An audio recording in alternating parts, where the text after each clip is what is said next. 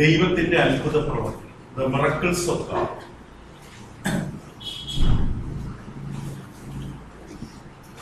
ദൈവം ചെയ്യുന്ന അത്ഭുതങ്ങൾ ഇന്നത്തെ കാലഘട്ടത്തിൽ ഇതൊരു മതപരമായ ലോകമാണ്. മതഭക്തി അധികം മുതിർന്നിട്ടുള്ളൊരു ലോകമാണ്. ഈ ലോകത്തിൽ ബൈബിളിൽ ദൈവം ചെയ്ത അത്ഭുതങ്ങളെ കുറിച്ച് ക്രിസ്തീയ ലോകത്തിൽ വളരെയധികം ആശയക്കുഴപ്പം കാണപ്പെടുന്നു. നമ്മോട് ഇന്ന് ആരെങ്കിലും അത്ഭുതങ്ങൾ ഇന്നും സംഭവിക്കുന്നുണ്ടോ എന്ന് ചോദിച്ചാൽ നാം എന്ത് ഉത്തരം അതിനായിട്ട് നൽകിയാൽ ആ ഉത്തരം ഒന്നുകിൽ ഒരു ആശയക്കുഴപ്പം ഉണ്ടാക്കും, അല്ലെങ്കിൽ തെറ്റിദ്ധരിപ്പിക്കപ്പെടും. ഇന്നും അത്ഭുതങ്ങൾ നടക്കുന്നുണ്ടോ എന്ന ചോദ്യത്തിന് ഇല്ല എന്നാണ് നാം പറയുന്നതെങ്കിൽ ഉടൻ മറുചോദ്യം ഉണ്ടാകും, ഇപ്പൊ ദൈവം അത്ഭുതമൊന്നും പ്രവർത്തിക്കാൻ കഴിവില്ലാത്തവനാണോ? ദൈവം അത്ഭുതം പ്രവർത്തിക്കുന്നവനല്ല എന്നാണോ നിങ്ങൾ ചിന്തിക്കുന്നത്? അല്ലെങ്കിൽ മറ്റൊരു ഉപദേശത്തിലേക്ക് അത് പോകും, അതായത് DSTക്ക് എന്ന് പറയും. അതായത് ദൈവം പ്രപഞ്ചത്തെ സൃഷ്ടിച്ചിട്ട് ഈ പ്രപഞ്ചത്തിന്റെ കാര്യാർത്ഥികളിൽ ഒന്നിലും ഇടപെടാൻ താല്പര്യമില്ലാതെ വളരെ വിദൂരത്തിലേക്ക് മാറിപ്പോയിട്ടുള്ള ഒരു ദൈവം എന്ന ചിന്താഗതിയുള്ളവരുണ്ട്. ദൈവം ഭൂമിയിലെ ദൈനംദിന കാര്യങ്ങളിൽ ഇടപെടുന്നില്ല എന്ന് ചിന്തിക്കുന്നു. ഇപ്പൊ ദൈവം അത്ഭുതം ചെയ്യുന്നില്ല എന്ന് പറഞ്ഞാൽ നമ്മളെ കുറിച്ച് ചിലപ്പോൾ ആ മറുപടി പറഞ്ഞ വ്യക്തിയെ കുറിച്ച് അങ്ങനെ ചിന്തിക്കാൻ കാരണം ന്യായമുണ്ടാകും. അല്ല, ദൈവം ഇന്നും അത്ഭുതം ചെയ്യുന്നവനാണ് എന്ന് പറഞ്ഞാൽ ഒരു പരിധി വെച്ച് നമ്മൾ ചിന്തിക്കുകയാണെങ്കിൽ തിരുവെഴുത്തിന്റെ തെറ്റായ വ്യാഖ്യാനമായിട്ടത് ഇതൊരു ആമുഖമായ കാര്യമാണ്. കുറച്ച് ബുദ്ധിമുട്ട് വരും ഇത് മനസ്സിലാക്കാൻ. കാരണം ഈ ഭൗതിക ലോകത്തിൽ ജീവിക്കുന്ന നമ്മെ സംബന്ധിച്ച് നമ്മൾ മറ്റൊരു ലോകത്തെ കുറിച്ച് കാണാൻ പോവുകയാണ്. അപ്പോൾ ഈ ലോകത്തിന്റെ ഏതെങ്കിലും കാര്യങ്ങളാണ് നമ്മെ സ്വാധീനിച്ചിരിക്കുന്നതെങ്കിൽ ഈ വിവരങ്ങൾ നമുക്ക് ഉൾക്കൊള്ളാൻ ബുദ്ധിമുട്ടുണ്ട്. ഇപ്പൊ ദൈവം ഇന്നും അത്ഭുതങ്ങൾ ചെയ്യുന്നുണ്ടോ എന്നതിന് ഇല്ല, ഉണ്ട് എന്ന് നമ്മൾ പറഞ്ഞാൽ നമ്മൾ തെറ്റിദ്ധരിക്കപ്പെടുകയാണ്. കാരണം ബൈബിളിൽ രേഖപ്പെടുത്തിയ വിധത്തിൽ ഇന്ന് അത്ഭുതങ്ങൾ സംഭവിക്കുന്നില്ല. But God does work today. ദൈവം ഇന്നും പ്രവർത്തിക്കുന്നുണ്ട്, യാതൊരു സംശയവുമില്ല. അത് വ്യക്തമായി രേഖപ്പെടുത്തുക. ദൈവം ഇന്നും പ്രവർത്തിക്കുന്നു. ദൈവത്തിന്റെ മക്കളുടെ ജീവിതത്തിൽ ദൈവം ഇന്നും പ്രവർത്തിച്ചു കൊണ്ടിരിക്കുന്നു. എഫേസ്യർക്ക് ലേഖനം അതിന്റെ 3-ാം അധ്യായം 20-ാം വാക്യത്തിൽ, എഫേസ്യ ലേഖനം 3-ാം അധ്യായം 20-ാം വാക്യത്തിൽ ഇപ്രകാരം പറയുന്നു. ഇവിടെ പറയുന്നത് ഇങ്ങനെയാണ്: എന്നാൽ നാം ചോദിക്കുന്നതിലും നനയ്ക്കുന്നതിലും അത്യന്തം പരമായി ചെയ്യുവാൻ നമ്മിൽ വ്യാപരിക്കുന്ന ശക്തിയാൽ കഴിയുന്നവൻ. ഇപ്പൊ ദൈവം ഇന്നും തന്റെ മക്കളുടെ ജീവിതത്തിൽ പ്രവർത്തിച്ചു കൊണ്ടിരിക്കുന്നു. നമുക്ക് ചിന്തിക്കാൻ കഴിയുന്നതിനും അപ്പുറമായിട്ടാണ് ദൈവം പ്രവർത്തിക്കുന്നത്. So he is doing something above we can think about. നമ്മുടെ ചിന്തകൾ കൊണ്ട് ഉൾക്കൊള്ളാൻ കഴിയുന്നതിനും അപ്പുറമായിട്ട് ദൈവം പ്രവർത്തിക്കുന്നു എന്ന് വചനം പറയുന്നു. ഇപ്പൊ ദൈവം തീർച്ചയായിട്ടും പ്രവർത്തിക്കുന്നു. He is doing something. ഇപ്പൊ ദൈവം എങ്ങനെ പ്രവർത്തിക്കുന്നു എന്ന് ഗ്രഹിക്കുക എന്നുള്ളതാണ് ബുദ്ധിമുട്ട്. So how we perceive what he is doing is the problem. ഒരു കാര്യം നമ്മൾ സ്ഥാപിച്ചു, ദൈവം പ്രവർത്തിക്കുന്നുണ്ട്. ചോദിക്കുന്നതിലും നനയ്ക്കുന്നതിലും അത്യന്തം പരമായി ചെയ്തുകൊണ്ടിരിക്കുന്നു. പക്ഷെ ദൈവം ചെയ്തുകൊണ്ടിരിക്കുന്നത് ഗ്രഹിക്കുവാൻ, ഉൾക്കൊള്ളുവാൻ കഴിയുന്നിടത്താണ് പ്രശ്നം. ദൈവം ചെയ്യുന്നത്, ദൈവം പ്രവർത്തിക്കുന്നത് മനുഷ്യൻ ഉൾക്കൊള്ളേണ്ടത്, ഗ്രഹിക്കേണ്ടത് വിശ്വാസത്താൽ, കാഴ്ചയാലല്ല. 1 കൊരിന്ത്യർ 10-ാം അധ്യായത്തിന്റെ 13-ാം വാക്യത്തിൽ വിശ്വാസത്തിലാണ് നാം തിരിച്ചറിയേണ്ടത്. കാരണം ദൈവം പ്രവർത്തിക്കുന്നു എന്നുള്ളത്. 1 കൊരിന്ത്യർ 10-ാം അധ്യായത്തിന്റെ 13-ാം വാക്യം പറയും. 1 Corinthians chapter 10 verse 13. മനുഷ്യർക്ക് നടപ്പല്ലാത്ത പരീക്ഷ നിങ്ങൾക്ക് നേരിട്ടിട്ടില്ല. ദൈവം വിശ്വസ്തൻ. നിങ്ങൾക്ക് കഴിയുന്നതിന് വിധ പരീക്ഷ നേരിടുവാൻ സമ്മതിക്കാതെ നിങ്ങൾക്ക് സഹിപ്പാൻ കഴിയേണ്ടതിന് പരീക്ഷയോടുകൂടെ. ഇപ്പൊ ഓരോ പരീക്ഷകൾ, ഓരോ തരത്തിലുള്ള പ്രതിസന്ധികൾ നേരിടുന്ന ഒരു ദൈവ പൈതലിനെ സംബന്ധിച്ച് ദൈവം പറയുകയാണ്, നീ നേരിടുന്ന ഓരോ പ്രതിസന്ധിയുടെ സമയത്തും ഞാനും പ്രവർത്തിച്ചുകൊണ്ടിരിക്കുന്നു. ഞാനും നിനക്കൊരു പോക്കുവഴി തന്നുകൊണ്ട് ആ പരീക്ഷകളുടെ നടുവില് ഞാൻ നിന്നെ അതിന്റെ അകത്തുനിന്ന് പുറത്തേക്ക് വരുന്നതിനായി ഒരു വഴി തുറക്കുവാൻ പ്രവർത്തിച്ചു കൊണ്ടിരിക്കുന്നു. പക്ഷെ അത് കാണാൻ പറ്റില്ല. കാരണം നാം നടക്കുന്നത് എന്തിനാലല്ല, കാഴ്ചയാലല്ല. ഒരു ദൈവ പൈതലിന്റെ ജീവിതം ക്രമീകരിക്കപ്പെടുന്നത് കാഴ്ചയാലല്ല, വിശ്വാസത്താലാണ് എന്ന് 2 Corinthians 7 കാണാം. മാത്രമല്ല യാക്കോബ് 16 പറയുന്നു, യാക്കോബിന്റെ ലേഖനം 5-ാം അധ്യായം 16-ാം വാക്യം. അവിടെ പ്രാർത്ഥനയെ കുറിച്ച് പറയുമ്പോൾ ഇങ്ങനെ പറയുന്നു, എന്നാൽ നിങ്ങൾക്ക് രോഗശാന്തി വരേണ്ടതിന് തമ്മിൽ പാപങ്ങൾ ഏറ്റുപറഞ്ഞ് ഒരുവന് വേണ്ടി ഒരുവൻ പ്രാർത്ഥിപ്പീൻ. നീതിമാന്റെ ശ്രദ്ധയോടുകൂടിയ പ്രാർത്ഥന വളരെ ഫലിക്കുന്നു. അതൊരു പൊതുവായ തത്വമാണ്. അവിടേക്ക് മാത്രം നാം ചിന്തിക്കുക. ഇപ്പൊ ദൈവത്താൽ നീതീകരിക്കപ്പെട്ട ഒരു മനുഷ്യൻ, ഒരു വിശുദ്ധനായ ഒരു ദൈവഭക്തന്റെ പ്രാർത്ഥനയ്ക്ക് ദൈവം ഉത്തരം തരുന്നു. He's acting, he's working. ഇപ്പൊ നമ്മളെ ദൈവം രക്ഷിച്ചിട്ട് നമ്മളിൽ നിന്ന് മാറിപ്പോയില്ല. പക്ഷെ ദൈവം എങ്ങനെയാണ് പ്രവർത്തിക്കുന്നത് എന്ന് ഞാൻ ഉൾക്കൊള്ളുന്നതിലാണ് പ്രശ്നം. അത് നമ്മൾ കണ്ടു. നാം അത് ഉൾക്കൊള്ളുന്നത് എങ്ങനെയാണ്, ഉൾക്കൊള്ളേണ്ടത് എങ്ങനെയാണ്? വിശ്വാസത്താലാണ്.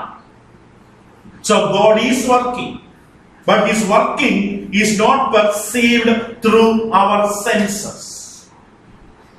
ആദ്യത്തെ പോയിന്റ് നമ്മൾ കണ്ടു, ദൈവം പ്രവർത്തിക്കുന്നു. He does work today. ഇന്ന് ഈ സായാഹ്നത്തിൽ ഈ ദൈവവചനം നാം കേൾക്കുമ്പോഴും ദൈവം വചനത്തിലൂടെ നമ്മോട് ഇടപെട്ട് നമ്മിൽ പ്രവർത്തിക്കുന്നു. പക്ഷെ ദൈവം പ്രവർത്തിക്കുന്നത് നമ്മുടെ ഇന്ദ്രിയങ്ങൾ കൊണ്ട് കാണാൻ പറ്റില്ല. അതും എഴുതി വെക്കുക വ്യക്തമായി. God is working, but His working is not perceived. Perceived എന്ന് പറഞ്ഞാൽ ഉൾക്കൊള്ളുക, ഗ്രഹിക്കുക, മനസ്സിലാക്കുക through our senses.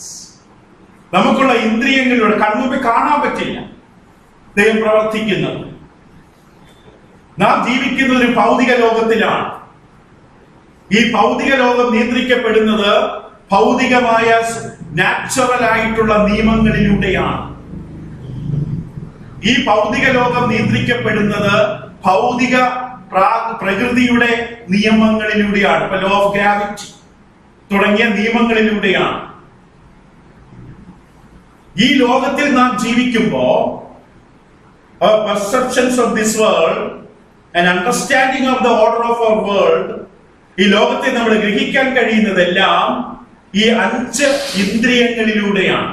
ഇമ്പരിക്കൽ സെൻസസ്, അതായത് അനുഭവത്തെ ആധാരമാക്കുന്ന ഈ 5 ഇന്ദ്രിയങ്ങൾ. 1 സ്പർശനം, 2 രുചിക്കുക, ടേസ്റ്റ്, 3 കേൾവി, 4 കാഴ്ച, 5 സ്മെൽ, മണക്കുക. അപ്പോൾ ടച്ച്, സ്പർശനം, രുചിക്കുക, നാവ്, കേൾവി, ചെവി, കാഴ്ച, കണ്ണ്, സ്മെൽ, മൂക്ക്. ദൈവം ഇങ്ങനെയാണ് നമ്മെ മെനഞ്ഞത്. ഇപ്പൊ ഈ ഭൗതിക ലോകത്തിലെ എല്ലാ കാര്യങ്ങളും, ഈ ഭൗതിക ലോകത്തെ അനുഭവിക്കുന്നതുമെല്ലാം ഈ ഇന്ദ്രിയങ്ങളിലൂടെയാണ്. അപ്പൊ ഇങ്ങനെയുള്ള ഒരു ഭൗതികമായ ഒരു കാലത്തിൽ, ഒരു കാലാവസ്ഥയിലേക്കാണ് ദൈവം നമ്മെ വെച്ചിരിക്കുന്നത്. But we are subject to a small physical environment. പക്ഷെ അതേ സമയത്ത് ഈ ഒരു ചെറിയ ബോക്സിന്റെ അകത്ത് നമ്മൾ ജീവിക്കുന്നു. പക്ഷെ അതിന്റെ പുറത്ത് ഒരു അമാനുഷികമായിട്ടുള്ള, പ്രകൃത്യതീതമായിട്ടുള്ള, ഈ സാധാരണ പ്രകൃതിക്കും അപ്പുറമായിട്ടുള്ള ഒരു അവസ്ഥയുണ്ട്. ഈ ഭൂമിക്കകത്ത് നമ്മൾ ജീവിക്കുമ്പോ കുറച്ച് ശ്രദ്ധിക്കുക. ഈ ഭൂമിക്കകത്ത് നമ്മൾ ജീവിക്കുമ്പോൾ ഇവിടെ എല്ലാ കാര്യങ്ങളും നമ്മൾ കാണുകയും അനുഭവിച്ചറിയുന്നത് എന്തിലൂടെയാണ്? ഇന്ദ്രിയങ്ങളിലൂടെയാണ്. പക്ഷെ മറ്റൊരു ലോകമുണ്ട്, നമുക്കത് കണ്ണുകൊണ്ട് കാണാൻ പറ്റില്ല. ദൂരദർശിനികളും സൂക്ഷ്മദർശിനികളും ടെലിസ്കോപ്പും മൈക്രോസ്കോപ്പുകളും അതെല്ലാം മനുഷ്യൻ ഉണ്ടാക്കിയിട്ടുണ്ട്. ഈ പ്രപഞ്ചത്തിന്റെ പല കോണുകളെ കണ്ടെത്താനും ചെറിയ ചെറിയ കോശങ്ങളെ പോലും കീറി മുറിക്കുവാനുമുള്ള ദൂരദർശിനികളും സൂക്ഷ്മദർശിനികളുമുണ്ട്. പക്ഷെ അവ കൊണ്ടൊന്നും ഒരിക്കലും ഈ ഭൗതിക ലോകത്തെ വെട്ടിമുറിച്ച് അതിന്റെ അകത്ത് ദൈവത്തെ കാണുന്നതിന് സഹായിക്കുവാൻ ഈ മനുഷ്യന്റെ യാതൊരു ശ്രമങ്ങൾ കൊണ്ട് കഴിയില്ല. ഈ ടെലിസ്കോപ്പ് കൊണ്ടും മൈക്രോസ്കോപ്പ് കൊണ്ടും they can examine the minute particles of a cell.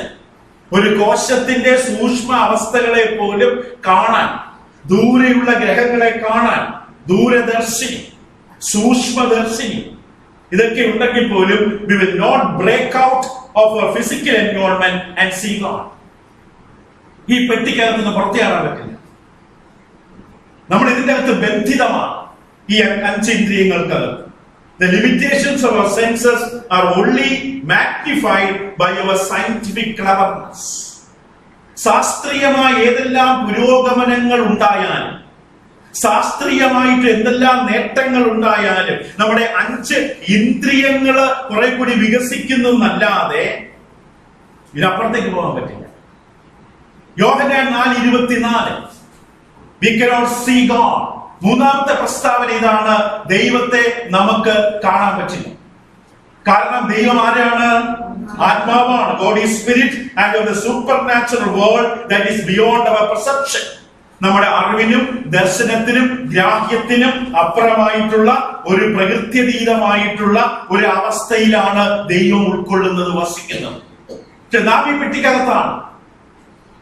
ഇതിന്റെ അകത്ത് നമ്മൾ ജീവിക്കുമ്പോൾ ഈ പെട്ടിക്കകത്ത് എല്ലാം ഭൗതികമായ പ്രകൃതിയുടെ നിയമങ്ങളാൽ നിയന്ത്രിക്കപ്പെടുന്ന ലോകത്തിന്റെ അകത്താണ്. നമ്മൾ ഇവിടെയുള്ള എല്ലാ കാര്യങ്ങളും തിരിച്ചറിയുന്നതും അറിയുന്നതും മനസ്സിലാക്കുന്നതും എന്തിലൂടെ മാത്രമാണ്? ഇന്ദ്രിയങ്ങളിലൂടെ മാത്രമാണ്. മനുഷ്യന്റെ ഇന്ദ്രിയങ്ങളിലൂടെ കാണാൻ കഴിയുന്ന ഒന്നാണോ ദൈവം? അല്ല. ഈ പുറത്തുള്ള ലോകത്തേക്ക് കാണാൻ കഴിയുന്ന തരത്തിൽ ഈ പെട്ടിക്കകത്ത് കിടക്കുന്ന മനുഷ്യൻ എന്തെങ്കിലും ഉപകരണങ്ങൾ ഉപയോഗിച്ച് ഇതിനെ വെട്ടിപ്പൊളിച്ച് പുറത്തേക്ക് കാണാൻ സാധിക്കുമോ? ഇല്ല. അത്രയും കാര്യങ്ങൾ വ്യക്തമായിരിക്കുക. So we cannot see God. കാരണം യോഹന്നാൻ 4:24 പറയുന്നത് ദൈവം ആത്മാവാകുന്നു, അവനെ നമസ്കരിക്കുന്നവർ ആത്മാവിലും സത്യത്തിലും നമസ്കരിക്കണം. ഇപ്പൊ മറ്റൊരവസ്ഥയാണ് ദൈവത്തിന്. God cannot be directly seen by our senses. നമ്മുടെ ഈ ഒരു ഇന്ദ്രിയത്തിലൂടെ, എത്ര ഇന്ദ്രിയമുണ്ട്? 5 പഞ്ചേന്ദ്രിയം. ഈ ഇന്ദ്രിയ ഗോചരമാണ് പ്രപഞ്ചം, ഇന്ദ്രിയ ഗോചരമാണ് ജീവിതം. പക്ഷെ ഈ ഇന്ദ്രിയങ്ങളിലൂടെ ഒരിക്കലും ദൈവത്തെ കാണാൻ പറ്റില്ല. കാരണം ഈ ഭൗതിക ലോകം നിർമ്മിക്കപ്പെട്ട പദാർത്ഥങ്ങൾ കൊണ്ടുള്ളവനാണോ ദൈവം? അല്ല. അതുകൊണ്ടാണ് കാണാൻ പറ്റുന്നത്. ഈ ഭൗതിക ലോകം ഉണ്ടാക്കപ്പെട്ട elements, മൂലപദാർത്ഥങ്ങൾ, he is not of the elements of this material world. ഈ പ്രപഞ്ചം ഉണ്ടാക്കപ്പെട്ട, ഭൗതികമായ പ്രപഞ്ചം ഉണ്ടാക്കപ്പെട്ട മൂലപദാർത്ഥങ്ങൾ, അത് നമ്മൾ കാണുവാനും അനുഭവിക്കുവാനും ഈ ഇന്ദ്രിയങ്ങൾ ദൈവം തന്നിരിക്കുന്നു. അങ്ങനെയാണ് ദൈവം മണ്ണിൽ നിന്ന് നമ്മെ മെനഞ്ഞെടുത്തത്. We cannot perceive the work of God in the supernatural world simply because we are confined by our senses to a natural and material world. നമ്മുടെ ഈ ഭൗതിക ലോകത്തിൽ പ്രകൃതി നിയമങ്ങൾ കൊണ്ട് ബന്ധിതമായി ഈ ലോകത്തിൽ നിയന്ത്രിതമാണ്. ഒരു വിധത്തിൽ പറഞ്ഞാൽ തടങ്കലിലാണ്. ഈ കാഴ്ചയിലും കേൾവിയിലും രുചിയിലും ഗന്ധത്തിലുമെല്ലാം ഒരു തടവറയ്ക്കകത്താണ്. എനിക്ക് കാണാൻ കഴിയാത്തത് കൊണ്ട് പ്രകൃത്യതീതമായിട്ടുള്ള ഒന്ന് ഇല്ല എന്ന് പറയാൻ കഴിയില്ല. Because I cannot understand anything with my senses. എന്റെ ഈ ഇന്ദ്രിയങ്ങൾ കൊണ്ട് എനിക്ക് കാണാൻ പറ്റുന്നില്ല ദൈവം, കേൾക്കാൻ പറ്റുന്നില്ല, മണക്കാൻ പറ്റുന്നില്ല, രുചിക്കാൻ പറ്റുന്നില്ല, തൊടാൻ പറ്റുന്നില്ല. അതുകൊണ്ട് ദൈവം ഇല്ല എന്ന് പറയരുത്. ജസ്റ്റിഫൈ ചെയ്യപ്പെടാൻ പറ്റില്ല. ദൈവമുണ്ട്. എബ്രായ ലേഖനം 11:1 11-ാം അധ്യായത്തിന്റെ 6-ാം വാക്യത്തിൽ ദൈവം അതുകൊണ്ടാണ് ഇങ്ങനെ പറഞ്ഞത്. So God exist. Super natural exist ചെയ്യുന്നുണ്ട്. ഈ പ്രകൃതികൾക്കും അതീതമായി മാനുഷികമല്ലാത്ത അമാനുഷികമായിട്ടുള്ള ഒരു അവസ്ഥ ഉണ്ട്. അത് വ്യക്തമായി എഴുതി വെക്കുക. The supernatural exists. നമ്മൾ നാച്ചുറലാണ്, നമ്മൾ പ്രകൃതിക്കകത്ത് ബന്ധിതമാണ്. കണ്ണുന്നു, കാണുന്നു, കേൾക്കുന്നു, രുചിക്കുന്നു, മണക്കുന്നു, തൊടുന്നതിൽ നമ്മൾ ബന്ധിക്കപ്പെട്ട് അതിൽ തന്നെ തടങ്കലിൽ ഒതുക്കപ്പെട്ട് നിയന്ത്രിക്കപ്പെട്ടിരിക്കുന്നു.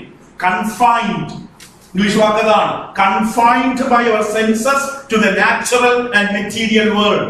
ഇതിനപ്പുറത്തേക്ക് കാണാനുള്ള കഴിവ് മനുഷ്യനില്ല. എന്നുള്ള മൈക്രോസ്കോപ്പും ഇല്ല, ടെലിസ്കോപ്പും ഇല്ല. മനുഷ്യനൊന്നും കണ്ടുപിടിക്കാനും പറ്റില്ല. ഇപ്പൊ ഗബ്രായേൽ ലേഖനം 11:6 പക്ഷെ ദൈവം പറയുന്നു, എന്നാൽ വിശ്വാസം കൂടാതെ ദൈവത്തെ പ്രസാദിപ്പിക്കാൻ കഴിയില്ല. ദൈവത്തിന്റെ അടുക്കൽ വരുന്നവൻ ദൈവമുണ്ട് എന്നും മതി. ദൈവമുണ്ട്, പക്ഷെ തൊട്ട് നോക്കാൻ പറ്റുന്നില്ല. ദൈവമുണ്ട് എന്ന് വിശ്വസിക്കണം. സോ മിറക്കിൾ, അത്ഭുതങ്ങൾ എന്ന് പറയുന്നത് God's breaking through our barriers of limitations. ഇപ്പൊ നമ്മൾ കണ്ടു, ഈ ഭൗതിക ലോകത്തിന്റെ നിയമത്തിനുള്ളിൽ, ഇന്ദ്രിയ ഗോചരമായിട്ടുള്ള ഭൗതിക ലോകത്തിന്റെ ഈ തടവറയ്ക്കുള്ളിൽ മനുഷ്യൻ ബന്ധിതനാണ്. അതാണ് നമ്മൾ ഒരു പെട്ടി എന്ന് ഉദ്ദേശിച്ചത്. ഒരു ബോക്സിനകത്ത് മനുഷ്യൻ കിടക്കുകയാണ്. അതിന്റെ പുറത്തേക്ക് അവന് ചിന്തിക്കാനോ കാണാനോ ഒന്നും അറിയില്ല. പക്ഷെ അതേ സമയത്ത് അവൻ അറിയാം പുറത്തുണ്ട് ഒരു അമാനുഷികമായ പ്രകൃത്യതീതമായ ഒരു അവസ്ഥയുണ്ട്. അപ്പോൾ അത്ഭുതമെന്ന് പറയുന്നത് മനുഷ്യന്റെ ഈ പരിമിതികളെ കീറി മുറിച്ചുകൊണ്ട് ആര് പ്രവേശിക്കുകയാണ്? ദൈവം ഈ ലോകത്തിലേക്ക് പ്രവേശിക്കുകയാണ്. Miracle is God's breaking through our barriers of limitations. That it is God making known to our senses that He both is and can work outside the control of natural laws.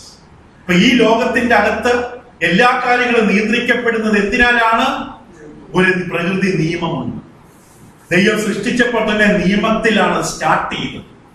ഒരു engine ഉണ്ടാക്കി അതിന്റെ എല്ലാ പാർട്സും fit ചെയ്ത് oil ഒഴിച്ചല്ലെങ്കിൽ connection കൊടുത്തു കഴിയുമ്പോൾ ആ motor work ചെയ്യാൻ തുടങ്ങും. അതുപോലെ ദൈവം സൃഷ്ടിച്ച പ്രപഞ്ചത്തിന് ഓരോ നിയമങ്ങൾ ഉണ്ടാക്കി. പകലിന്റെ നിയമം, രാത്രിയുടെ നിയമം. ജീവജാലങ്ങൾക്കും സൃഷ്ടിജാലങ്ങൾക്കും പ്രകൃതിയുടെ എല്ലാറ്റിനും മരങ്ങൾക്കും പഴങ്ങൾക്കും വിത്തുകൾ വെച്ച് അതിന്റെ നിയമം. എല്ലാം ഒരു നിയമത്തിലാണ് നിയമജ്ഞനായി ദൈവം സ്ഥാപിച്ചത്, ഉറപ്പിച്ചത്. ആ നിയമപ്രകാരം അത് പ്രവർത്തിക്കുന്നു. ഈ പ്രകൃതി മുഴുവൻ ഒരു നിയമത്തില് തടവറയിലാണ്, നിയമത്തിന്റെ അടിയിലാണ്, നിയമത്തിലാണ് നിയന്ത്രിക്കപ്പെട്ട് കിടക്കുന്നത്. ഈ പ്രകൃതിയുടെ അകത്തേക്കാണ്, ഈ പ്രകൃതിയുടെ നിയമങ്ങളെ തകർത്തുകൊണ്ട് ദൈവം ഇറങ്ങി വന്ന് പ്രവർത്തിക്കുന്നതിനെയാണ് എന്ത് പറയുന്നത്? അത്ഭുതം എന്ന് പറയുന്നത്. That is what miracle means. It is God's making known to our senses. ദൈവം നമ്മുടെ ഇന്ദ്രിയങ്ങൾക്ക് പറഞ്ഞു തരികയാണ്, ഞാൻ ഇവിടെ ഉണ്ട്. എനിക്ക് നിങ്ങളുടെ ഈ പ്രകൃതിയുടെ തടവറയ്ക്ക് അകത്തേക്ക് ഇറങ്ങി വന്ന് ഈ പ്രകൃതി നിയമങ്ങളെ മറികടന്ന് എനിക്ക് പ്രവർത്തിക്കാൻ കഴിയും. അങ്ങനെ പ്രവർത്തിക്കാൻ കഴിയുന്ന ഞാൻ ഇവിടെ ഉണ്ട് എന്ന് നമ്മുടെ സെൻസുകളെ, നമ്മുടെ ഇന്ദ്രിയങ്ങളെ ബോധ്യപ്പെടുത്തി തരുന്നതിനാണ് ദൈവം ലോകത്തിലേക്ക് ഇറങ്ങി വന്ന് അത്ഭുതങ്ങൾ ചെയ്യുന്നത്. In other words, miracle is God signaling to man in a way that man can perceive that he is. ദൈവമുണ്ട് എന്നുള്ള സത്യം ദൈവം ലോകത്തിന് കാണിച്ചു കൊടുക്കുകയാണ്. കാരണം ഇവിടെ കിടന്നുകൊണ്ടാണ് ചിലർ അവിടെ ഉണ്ടാക്കി വെക്കുന്നു, ഇവിടെ രൂപം ഉണ്ടാക്കി വെക്കുന്നു. അതിന്റെ ഇടയ്ക്ക് ഒരു മനുഷ്യൻ ഇതാ ദൈവം എന്ന് പറയുന്നു, അല്ലെങ്കിൽ ദേവത എന്ന് പറയുന്നു. ഇങ്ങനെ മനുഷ്യൻ ഇതിന്റെ അകത്ത് കടന്ന് സകല തന്ത്രങ്ങൾ മെനയുകയാണ് ഈ ബോക്സിനകത്ത് കടന്ന്. ഇതിനു വേണ്ടിയാണ് ജീവിതം മുഴുവൻ. അവിടേക്കാണ് ദൈവം ഇറങ്ങി വന്നിട്ട് പറഞ്ഞു, ഞാനിവിടെയുണ്ട്. So why would God seek to be sensed by man in the work of miracles? ദാമുഖമായി പറയുകയാണ്, ബുദ്ധിമുട്ടുണ്ടത് നമ്മൾ ചിലർക്കെങ്കിലും ഈ ഒരു തലത്തിൽ ഇരുന്ന് ചിന്തിക്കാൻ. എങ്കിലും നമ്മളൊന്ന് പറഞ്ഞ് അവതരിപ്പിക്കുകയാണ്. എന്തുകൊണ്ടാണ് ദൈവം ഇത്രമാത്രം ആഗ്രഹിക്കുന്നത്? നമ്മൾ ദൈവത്തെ ഇപ്രകാരം സെൻസ് ചെയ്യണം. ആ ഒരു ചേതന നമുക്കുണ്ടാകണം. ഒരു അത്ഭുതത്തിലൂടെ ദൈവം എന്തിനു പ്രവർത്തിച്ച് വ്യക്തമാണ്. Because God wants us to understand that the physical world that we perceive is not all there is. ദൈവം എന്തിനാണ് ഈ പെട്ടിക്കകത്ത് ഇറങ്ങി വന്നത്? കന്യകാ ഗർഭം ധരിച്ചിറങ്ങി വന്നു, അത്ഭുതങ്ങളുടെ പരമ്പര നടത്തി. ദൈവം എന്തിനാണ് ഇങ്ങനെ ഇറങ്ങി വന്ന് നമ്മളോട് പറയുന്നത്? ഇങ്ങനെ നിങ്ങൾ മനസ്സിലാക്കണം, മറ്റൊരു ലോകമുണ്ടെന്ന് മനസ്സിലാക്കണം എന്ന് പറഞ്ഞിരുന്നത് എന്തിനാണ്? വേറൊന്നിനുമല്ല. ചില മനുഷ്യരെ സംബന്ധിച്ചെങ്കിലും അവരാകപ്പാടെ ജീവിക്കുന്നത് ഈ ആയുസ്സിൽ മാത്രമാണ്. ഇത് മാത്രമാണ് ഏക ലോകം. ഇതിനപ്പുറത്ത് വേറെ ഒന്നുമില്ല എന്ന് ചിന്തിക്കുന്ന, ഈ ലോക ചിന്തകളിലും മായകളിലും കുടുങ്ങിക്കിടക്കുന്ന മനുഷ്യരോട് ഞാൻ പറഞ്ഞു കൊടുക്കുകയാണ്, അവർ physical world that we perceive, നമ്മൾ കാണുന്നതും കേൾക്കുന്നതും ഗ്രഹിക്കുന്നതും ഒരുപക്ഷെ തടവറയിൽ പോലെ ആയിരിക്കുന്നതുമായ ഈ ഭൗതിക ലോകം മാത്രമല്ല പ്രപഞ്ചത്തിലുള്ളത്. This is not all that there is. ഈ ലോകം ഒരു താൽക്കാലിക വാസസ്ഥലമാണ് എന്ന് ഓർമ്മിപ്പിക്കുക. ഇതൊരു ടെമ്പററി എക്സിസ്റ്റൻസ് മാത്രമാണ്. ഒരു എറ്റേണലായ സൂപ്പർ നാച്ചുറൽ ആയിട്ടുള്ള ഒന്നുണ്ട്. നിത്യമായ പ്രകൃത്യതീതമായ അമാനുഷികമായ ഒന്നുണ്ട്. അത് നമ്മളെ ബോധ്യപ്പെടുത്തുകയാണ്. ഇതാണ് ദൈവം ലോകത്തിൽ, പ്രപഞ്ചത്തിൽ അത്ഭുതങ്ങളിലൂടെ ദൈവം ചെയ്തത്. യോഹന്നാന്റെ സുവിശേഷം 14:1 once we discover this, ഇത് നാം തിരിച്ചറിഞ്ഞു കഴിഞ്ഞാൽ, then we will seek for that existence that is beyond this world. ഇത് നമുക്ക് മനസ്സിലാക്കാൻ സാധിച്ചാൽ ഈ ലോകത്തിന്റെ കാര്യങ്ങളോ, ലോകത്തിന്റെ കാലഗതികളോ, ലോകത്തിന്റെ ഇമ്പങ്ങളോ, ലോകത്തിന്റെ മോഹങ്ങളോ, ലോകം നമ്മളെ നിരാശപ്പെടുന്ന അവസ്ഥകളിലോ നമ്മൾ തളർന്നു പോകാതെ നമുക്ക് വേണ്ടി ഒരുക്കപ്പെട്ട സ്വർഗീയ ഭവനം, നമുക്ക് വേണ്ടി ഒരുക്കപ്പെട്ട സ്വർഗീയ വാസം നാം കൊതിക്കും. ഇത് നമ്മളെ ആഗ്രഹിപ്പിക്കാനാണ് ദൈവം ഈ പെട്ടിക്കകത്തേക്ക് ഇറങ്ങി വന്നത്. എന്നിട്ട് പറഞ്ഞു, രണ്ട് കാര്യം ഞാൻ പറഞ്ഞു. ഒന്ന്, നമ്മളെ കാണിച്ചു തരികയാണ്, നിങ്ങൾ പറയുന്ന ഈ പെട്ടി മാത്രമല്ല ഭൂമി അല്ലെങ്കിൽ ലോകം, പ്രപഞ്ചം അമിരാത്തി. മാത്രമല്ല ദൈവം പറഞ്ഞു, രണ്ടാമത് ഓർമ്മപ്പെടുത്തുന്നു, ഇത് താൽക്കാലികം, ഇത് ടെമ്പററി. യോഹന്നാൻ 14:1 യേശു പറഞ്ഞു, നിരാശപ്പെട്ടിരിക്കുന്നവരോട് നിങ്ങളുടെ ഹൃദയം കലങ്ങിപ്പോകരുത്, ദൈവത്തിൽ വിശ്വസിപ്പീൻ, എന്നിലും വിശ്വസിപ്പീൻ. എന്റെ പിതാവിന്റെ ഭവനത്തിൽ, എന്റെ പിതാവ് വേറൊരു ലോകം. അവരിവിടെയൊക്കെ തപ്പി ഭൂമിയിലെ എല്ലാ മാപ്പ് എടുത്ത് വെച്ച് ഈ ഗൂഗിൾ സെർച്ച് ചെയ്ത് ഭൂമിയിലൊക്കെ നോക്കി, ഈ സ്ഥലം എവിടെ, ഇവിടെയെങ്കിലില്ല. ഇല്ല, എന്റെ പിതാവിന്റെ ഭവനം, എന്റെ പിതാവിന്റെ ഭവനത്തിൽ അനേകം വാസസ്ഥലങ്ങളുണ്ട്. ഇല്ലെങ്കിൽ ഞാൻ നിങ്ങളോട് പറയുമായിരുന്നു. യേശു അധികാരത്തോടെ പറഞ്ഞു, ഇല്ലെങ്കിൽ ഞാൻ നിങ്ങളോട് പറയുമായിരുന്നു. ബാക്കി നമുക്കറിയാം, താൻ പോയിട്ട് തിരിച്ചു വരും അവിടേക്ക് കൊണ്ടുപോകാൻ. ഇപ്പൊ ദൈവം നമ്മളെ ഓർമ്മപ്പെടുത്തുന്നു, ഈ ലോകയാത്രയില് നമ്മൾ വചനം പഠിക്കുന്നത്, ആരാധിക്കുന്നത്, പ്രാർത്ഥിക്കുന്നതൊക്കെ ആ വിശുദ്ധമായ പ്രത്യാശയില് നമ്മൾ അടിക്കടി ഉറപ്പിക്കപ്പെടുന്നതിന് വേണ്ടിയാണ്. അല്ലാതെ ദൈവത്തിലേക്ക് വന്നിട്ട് ലോകത്തിലേക്ക് കൂടുതൽ ചായാനല്ല. ഈ നിത്യമായ, ഈ ലോകത്തിൽ ഉൾപ്പെടാത്ത, ലോകത്തിന് തൊടാൻ പറ്റാത്ത മറ്റൊരു അനുഗ്രഹത്തിലേക്ക് നമ്മെ ഓർമ്മപ്പെടുത്തും. Through miracles God proves His presence. അപ്പോൾ ഈ അത്ഭുതങ്ങൾ, നമ്മള് ദൈവം ബൈബിളിൽ എഴുതി വെച്ചിരിക്കുന്ന അത്ഭുതങ്ങളെ കുറിച്ച് പറഞ്ഞുകൊണ്ടിരിക്കുകയാണ്. നമ്മൾ പഠിക്കുന്ന വിഷയം മിറക്കിൾസ് ഓഫ് ഗോഡ്. കഴിഞ്ഞ ക്ലാസ് ചൊവ്വാഴ്ച പഠിക്കാൻ തുടങ്ങി. പലർക്കും മഴയുടെ മറ്റു പ്രശ്നം കാരണം വരാൻ സാധിക്കാത്തതോടെ ഞങ്ങളോട് ആവർത്തിച്ചു. ഇത് കഴിഞ്ഞ ക്ലാസ്സിൽ പറഞ്ഞതല്ല, ഇത് കുറച്ചുകൂടെ ആഴമേറിയ തിയോളജിയാണ്. അപ്പൊ അത്ഭുതങ്ങളിലൂടെ ദൈവത്തിന്റെ സാന്നിധ്യം ഈ പെട്ടിക്കകത്ത് കാണിച്ചു. ഈ പെട്ടി ഭേദിച്ച്, ഈ പെട്ടി നിയന്ത്രിക്കപ്പെടുന്ന എന്തിനാലാണ്? Law of gravity, natural law, physical laws, പ്രകൃതിയുടെ നിയമങ്ങളാൽ നിയന്ത്രിക്കപ്പെടുന്ന ഭൂമി. ആ ഭൂമിയിലെ പ്രകൃതി നിയമങ്ങളെ ഭേദിച്ചുകൊണ്ട് ദൈവം ഇറങ്ങി വന്നു, തന്റെ സാന്നിധ്യം കാണിച്ചു തന്നു. മാത്രമല്ല സൃഷ്ടിയുടെ ഉദ്ദേശം കാണിച്ചു തന്നു. അപ്പോൾ ദൈവം നമുക്ക് തെളിയിച്ചു തന്ന, അത്ഭുതങ്ങളുടെ ഒരിക്കൽ തെളിയിച്ചു തന്നതായ ആ ലക്ഷ്യം, ഉദ്ദേശം, ശ്രദ്ധിക്കായി പറയുന്നത്, വീണ്ടും വീണ്ടും തെളിയിക്കുകയില്ല.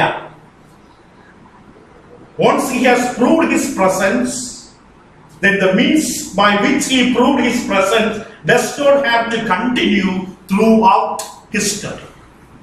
ഒരിക്കൽ ദൈവം പ്രപഞ്ചത്തിന്റെ നടുവിലേക്ക് ഇറങ്ങി വന്നു. സ്വർഗം എന്നൊരു സ്ഥലമുണ്ട്, നിത്യതയെന്നൊരു ഇടമുണ്ട്.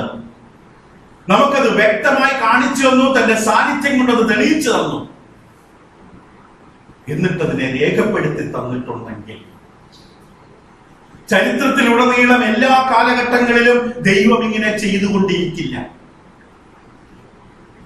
once the proof has been recorded, ശ്രദ്ധിക്കുക, ഈ തെളിവുകൾ, ദൈവത്തിന്റെ സാന്നിധ്യം, ദൈവമുണ്ടെന്നുള്ള സത്യം ഈ ലോകത്തിന്റെ പ്രകൃതി നിയമങ്ങളാൽ ഭരിക്കപ്പെടുന്ന ഈ തലമുറയ്ക്കുള്ളിലേക്ക് ഇറങ്ങി വന്നുകൊണ്ട്, ഈ നിയമങ്ങളെ കീറി മുറിച്ച് ഇറങ്ങി വന്നുകൊണ്ട് ദൈവമുണ്ട്, ഇതാ നിങ്ങളുടെ നടുവിൽ എന്ന വ്യക്തമായ സാന്നിധ്യം തെളിയിക്കപ്പെടുകയും അത് വാലിഡ് വിറ്റ്നസസിലൂടെ ആ സാന്നിധ്യം അനുഭവിച്ചറിഞ്ഞ, തൊട്ട് രുചിച്ച് കൂടെ നടന്ന അനുഭവിച്ചറിഞ്ഞ സാക്ഷികളാൽ ഓതന്റിക്കേറ്റ് ചെയ്ത് അധികാരത്തോടുകൂടി എഴുതി ഉറപ്പിച്ചു തന്നുവെങ്കിൽ വീണ്ടും ദൈവം അത് തെളിയിക്കില്ല.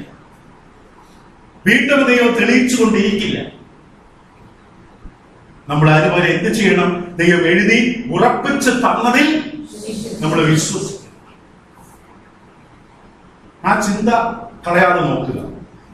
യോഹന്നാന്റെ സുവിശേഷം 20-ാം അധ്യായം, ഇത് സാധാരണ നമുക്ക് പഠിക്കാൻ പറ്റുന്ന വിഷയമല്ല. ഇതിന് കുറച്ച് ഉയർന്ന ഒരു ആത്മതലം വേണം. എങ്കിലും നിങ്ങൾ അത് ശ്രദ്ധിക്കുക. നിങ്ങൾ ഒരു കേട്ട് ഒരു താല്പര്യം ഉണ്ടാകുന്നുണ്ടെങ്കിൽ നിങ്ങളിൽ ദൈവം അതിലേക്ക് നടത്തും, കാഴ്ചപ്പാടുകൾ മാറും. യോഹന്നാൻ 20-ാം അധ്യായം 30-31. We did not question their report.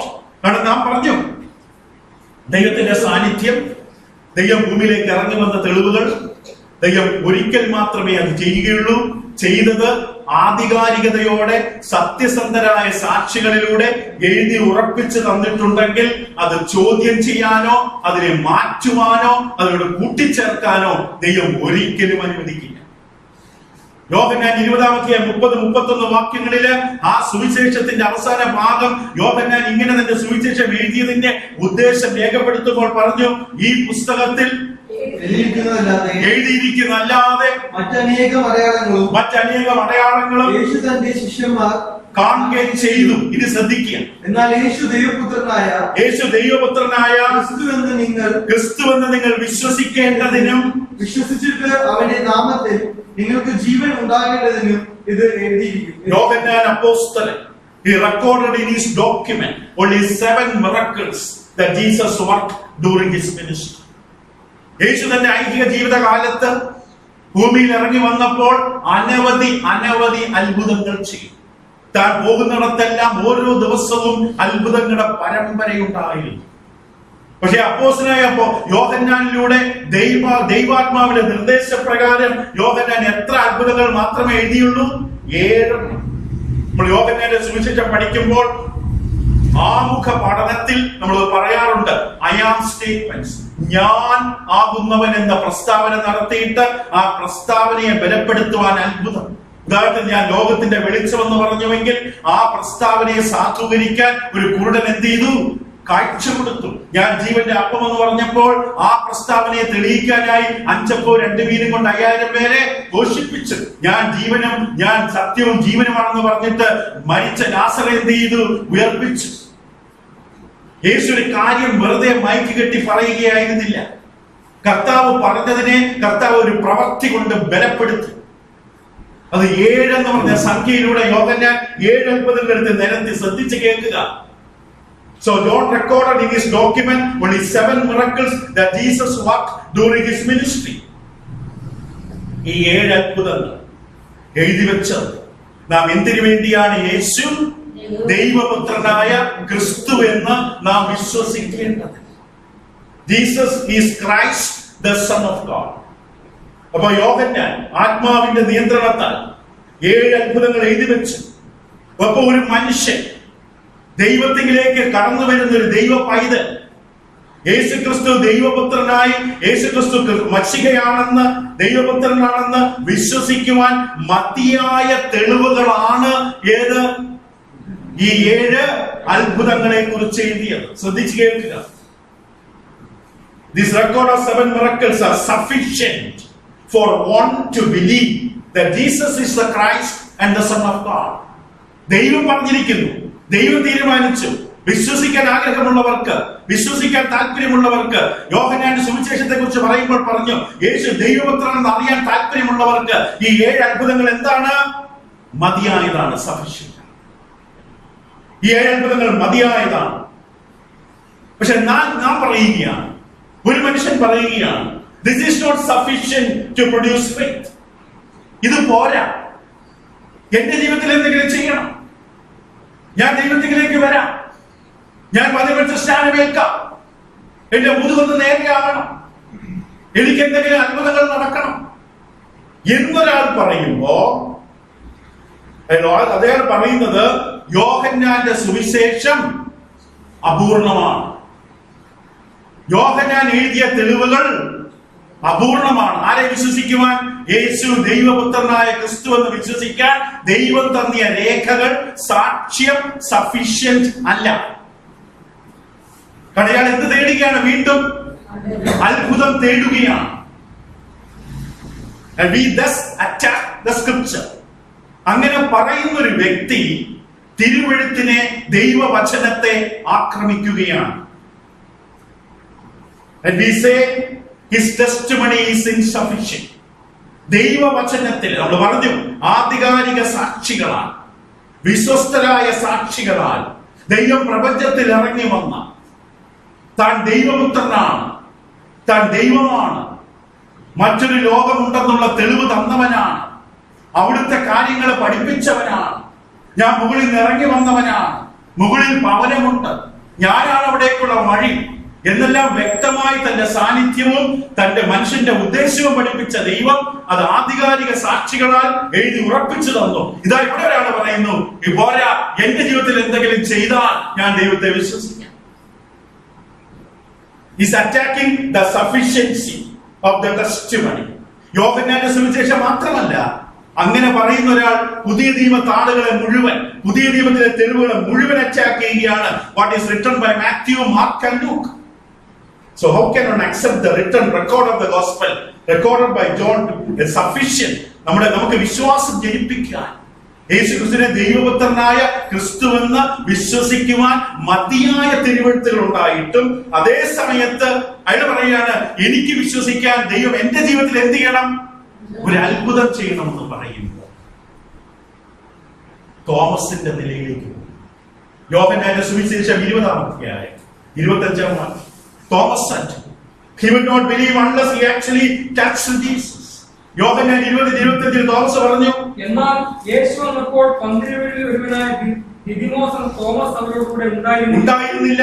മറ്റേ ശിഷ്യന്മാർ അവനോട് എന്ന് പറഞ്ഞാൽ ഞാൻ അവന്റെ കൈകളിൽ ആണിപ്പഴുത് കാണുകയും ആണിപ്പഴുതിൽ വിരലിടുകയും അവന്റെ വിലാപ്പുറത്ത് കൈയിടുകയും ചെയ്തിട്ടല്ലാതെ വിശ്വസിക്കുകയില്ല എന്ന് അവൻ. The same problem with faith prevails today among thousands of people. ഇതേ പ്രശ്നം ഇന്ന് ആയിരക്കണക്കിന് ആൾക്കാരുടെ ജീവിതത്തിലുണ്ട്. വിശ്വാസം എന്ന് പറയുന്നവർ they crying for empirical evidence before they will believe.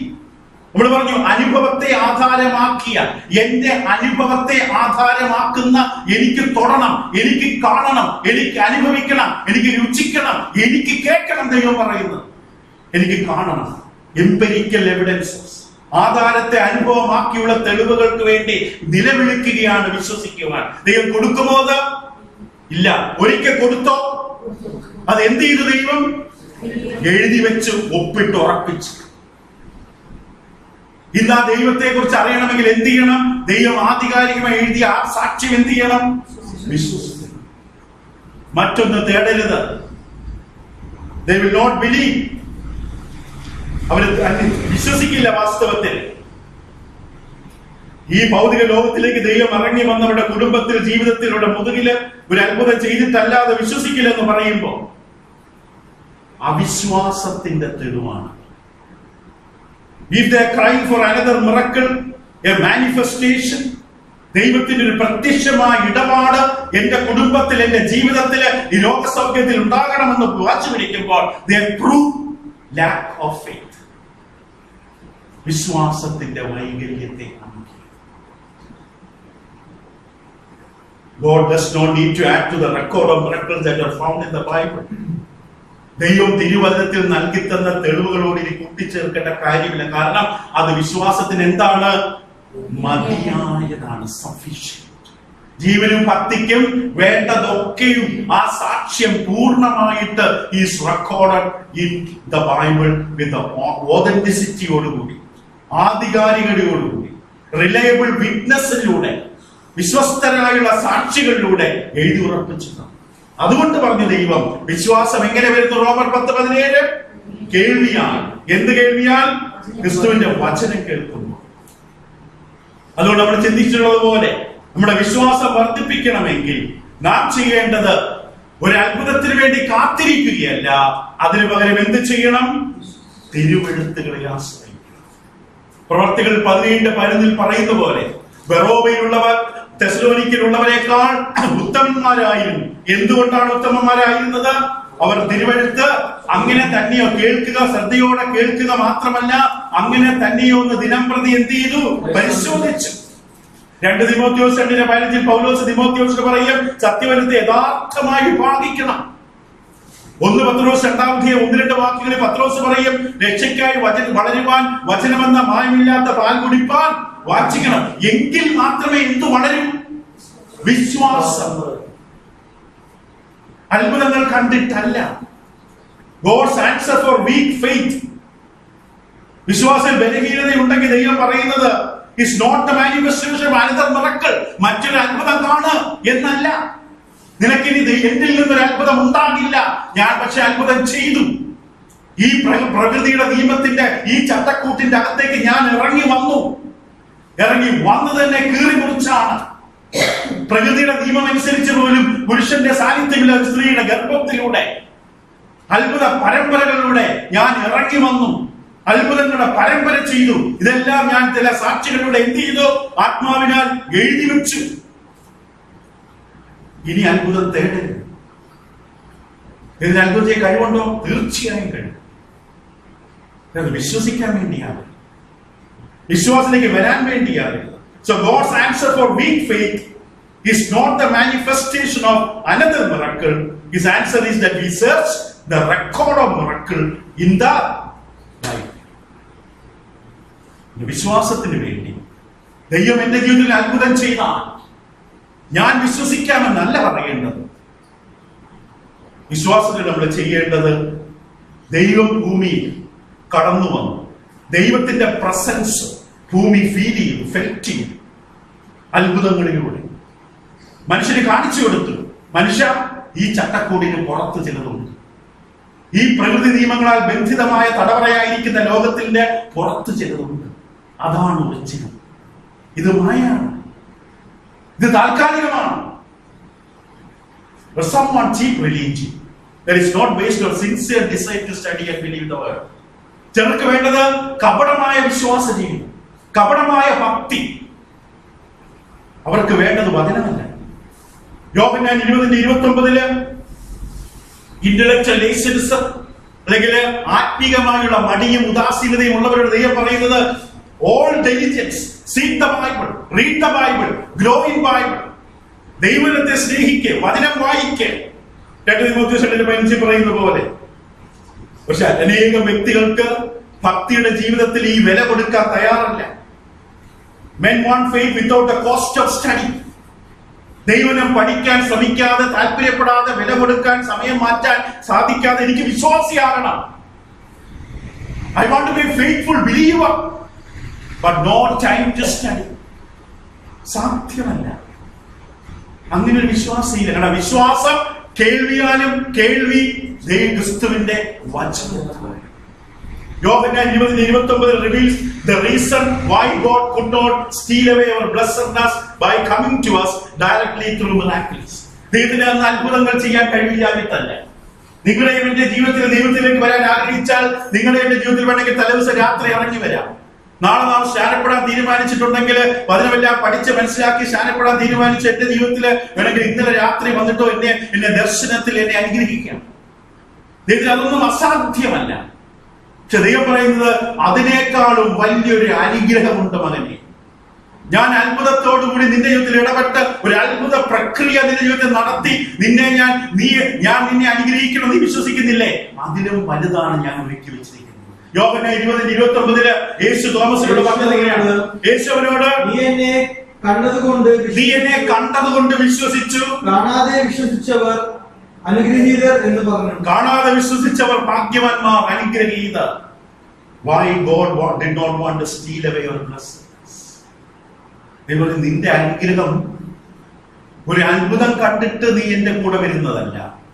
ഞാൻ ഒരിക്കൽ ഇറങ്ങി വന്നതായ അത്ഭുതങ്ങളുടെ നിറവ് ഞാൻ എഴുതി വെച്ച ആ സാക്ഷ്യം വിശ്വസിച്ചുകൊണ്ട്, ഞാൻ അങ്ങനെയുള്ളവനെന്ന് വിശ്വസിച്ചുകൊണ്ട് നീ എന്ത് ചെയ്യണം? എന്റെ കൂടെ നടക്കണം. അതാണ് കൂടുതൽ അനുഗ്രഹം. അപ്പോസ്തലന്മാരെക്കാൾ നമ്മൾ അനുഗ്രഹീതരാണ്. പഴയ നിയമത്തിൽ ദൈവത്തിന്റെ അത്ഭുതകരമായ സാന്നിധ്യം അനുഭവിച്ച, മിറക്കിൾസ് ഒക്കെ എക്സ്പീരിയൻസ് ചെയ്ത, മാനിഫെസ്റ്റേഷൻ കിട്ടിയതായ സകല വിശുദ്ധന്മാരെക്കാളും ഇന്ന് ഈ പുതിയ നിയമ കാലഘട്ടത്തിലെ ഒരു പുതിയ നിയമ വിശ്വാസി അവരെക്കാളും ഭാഗ്യവാൻ. നമ്മൾ വിശ്വസിക്കുന്നത് എങ്ങനെയാണ്? കാണാം. നമുക്കറിയാം, നമ്മൾ ആദ്യം വായിച്ച് ചോദിക്കുന്നതിലും നനയ്ക്കുന്നതിലും അത്യന്തം പരമായി നമ്മിൽ വ്യാപരിക്കുന്ന ശക്തിയാൽ അവൻ എന്ത് ചെയ്യാൻ കഴിയും? ചെയ്തു തരാൻ കഴിയും. ഇപ്പോഴും he still working. പരീക്ഷയോടുകൂടി അവൻ എന്തുണ്ടാക്കുന്നു? പോക്കുവഴിയുണ്ടാക്കുന്നു. നീതിമാന്റെ ശ്രദ്ധയോടുള്ള പ്രാർത്ഥന വളരെ, that means he is still working in the life of the child. ഒരു ദൈവത്തിന്റെ ജീവിതത്തിൽ ഇന്നും വർക്ക് ചെയ്യുകയാണ്, പ്രവർത്തിക്കുകയാണ്. Say God satisfied our lack of faith with an open manifestation of himself through miracle. ഒരു അത്ഭുതം ചെയ്തുകൊണ്ട് നമ്മുടെ ജീവിതത്തില് ദൈവം നമ്മുടെ വിശ്വാസത്തിന്റെ കുറവുകൾ പരിഹരിക്കാൻ ശ്രമിച്ചാൽ, നമ്മൾ 2 Corinthians 5:7 പറയുന്ന പോലെ വിശ്വാസത്തിൽ നടക്കുമോ? ഇല്ല. നമ്മൾ പിന്നെ എങ്ങനെ നടക്കും? കാഴ്ച. ഞാൻ ഇന്ന് ദൈവത്തെ കണ്ടു. ഇന്നലെ രാത്രി ദൈവം എനിക്ക് ദർശനത്തിൽ പ്രത്യക്ഷപ്പെട്ടു, അതുകൊണ്ട് ഈ സന്ദേശം എനിക്ക് തന്നു. ഇപ്പൊ നാളെ വേറെ സ്ഥലത്ത് പ്രസംഗിക്കണം. ദൈവമേ, എനിക്ക് പ്രത്യക്ഷപ്പെടണം, സന്ദേശം കൊടുക്കണം. ദൈവം ഈ സന്ദേശം നമ്മുടെ കയ്യിൽ തന്നിട്ടാണ് ഈ പണി നടത്തുന്നതിന്. മനുഷ്യരോട് സംസാരിക്കുന്ന സന്ദേശം ദൈവം പറഞ്ഞ് എന്ത് ചെയ്യണം? സത്യവചനത്തെ യഥാർത്ഥമായി വിഭാഗിച്ച് പഠിക്കും. എന്നിട്ട് എന്റെ സന്ദേശം തലേ രാത്രി ദർശനത്തിലൊന്നും അരളി ചെയ്യില്ല. ഇത് ഏറ്റവും അനുഗ്രഹമാണിത്.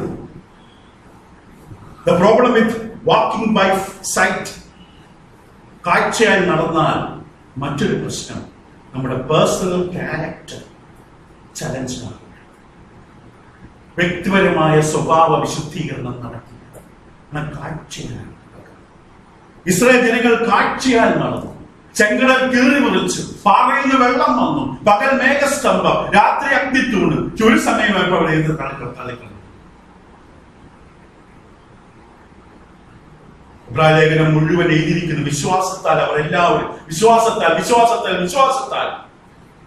So the question, are miracles occurs today like the Old and New Testament believe to give witness to the messengers and message of God?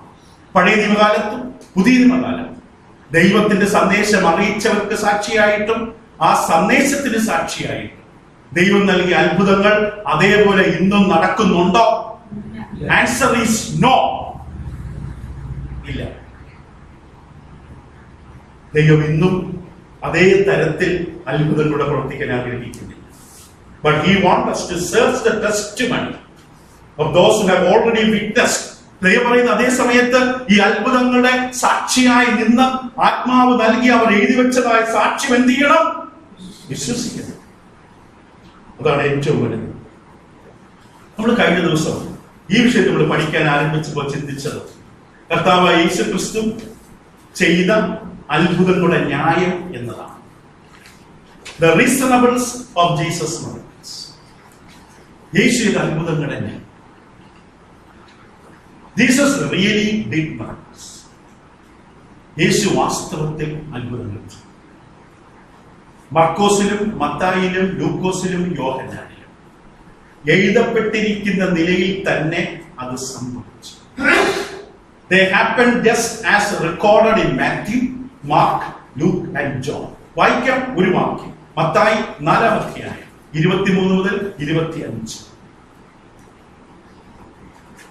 പിന്നെ യേശു ഗലീലയിലൊക്കെയും ചുറ്റി സഞ്ചരിച്ചുകൊണ്ട് അവരുടെ പള്ളികളിൽ ഉപദേശിക്കുകയും രാജ്യത്തിന്റെ സുവിശേഷം പ്രസംഗിക്കുകയും ജനത്തിലുള്ള സകല ദീനത്തെയും വ്യാധിയെയും സൗഖ്യമാക്കുകയും ചെയ്യും. അവന്റെ ശ്രുതി സുറിയയിലൊക്കെയും പരന്നു. നാനാവ്യാധികളാലും ബാധകളാലും വലഞ്ഞവർ, ഭൂതഗ്രസ്തർ, ചന്ദ്രരോഗികൾ, പക്ഷപാതക്കാർ, ശ്രദ്ധിക്കുക, സകലവിധ ദീനക്കാരെയും അവന്റെ അടുക്കൽ കൊണ്ടുവന്നു, അവനെ സൗഖ്യമാക്കി. മർക്കോസ് 1:35 മുതൽ 39 വരെ രേഖപ്പെടുത്തുക. മർക്കോസ് 1:35-39 വരെ വായിക്കേണ്ട. ലൂക്കോസ് 4:42 മുതൽ 44 വരെയും ഈ വിവരണങ്ങൾ ആ സുവിശേഷകന്മാരും പറയുന്നു. പക്ഷെ ഇന്ന് കർത്താവ് യേശുക്രിസ്തു ചെയ്ത അത്ഭുത പരമ്പരകളെ നോക്കി പുച്ഛിക്കുന്ന, തുച്ഛീകരിക്കുന്ന, കളിയാക്കുന്ന, പരിഹസിക്കുന്നവർ ഇന്ന് ലോകത്തിലുണ്ട് കയ്യിൽ ബൈബിളുമായി. അവർ ചോദിക്കും, യോന എങ്ങനെ ഒരു മത്സ്യത്തിന്റെ വയറ്റിൽ എങ്ങനെ ഈ മനുഷ്യന് കയറാൻ പറ്റും? 5 അപ്പവും 2 മീനും കൊണ്ട് എങ്ങനെ ഇത്ര പേരെ 10,000 വരെ പോഷിപ്പിക്കാൻ പറ്റും? വെള്ളത്തിന്റെ മീതെ ഒരാൾക്ക് നടക്കാൻ പറ്റുമോ? അപ്പൊ ഇതിലെല്ലാം അവരുടെ ബുദ്ധിതലത്തിൽ നിന്നുള്ള വ്യാഖ്യാനങ്ങൾ നൽകി അത് വേലിയിറക്കമായിരുന്നു. അല്ലെങ്കിൽ അന്നത്തെ കാലത്ത് ആൾക്കാർക്ക് അറിവില്ലാതിരുന്നു. അത്ഭുതങ്ങൾ എന്നവർ പറഞ്ഞു എഴുതുന്നു, വാസ്തവത്തിൽ അത്ഭുതങ്ങൾ ആയിരുന്നില്ല എന്നെല്ലാ തരത്തിലുള്ള പല വ്യാഖ്യാനങ്ങൾ നൽകിക്കൊണ്ട് കർത്താവിന്റെ അത്ഭുതങ്ങളെ, എഴുതപ്പെട്ടിരിക്കുന്ന അത്ഭുതങ്ങളെ തള്ളിക്കളയുന്ന ഒരു വലിയ ശ്രമം ഇന്ന് ലോകത്തിലുണ്ട്. There are many reasons for belief. നമ്മൾ അവിടെ എന്താണ് കേട്ടത്, പഠിച്ചത്? മത്തായിലും മർക്കോസിലും ലൂക്കോസിലും യോഹന്നാനിലും എഴുതപ്പെട്ടിരിക്കുന്ന പോലെ യേശുക്രിസ്തു അത്ഭുതങ്ങൾ ചെയ്തു എന്ന് സഹോദരങ്ങളെ നിങ്ങളും ഞാനും എന്തുകൊണ്ട് വിശ്വസിക്കുന്നു? 6 കാരണങ്ങൾ നമ്മൾ പറഞ്ഞു. 6 അടിസ്ഥാന നിബന്ധനകൾ നമ്മൾ പറഞ്ഞു. 1, എന്തുകൊണ്ടാണ് ഞാൻ വിശ്വസിക്കുന്നത്? I believe this to be true because I believe in God.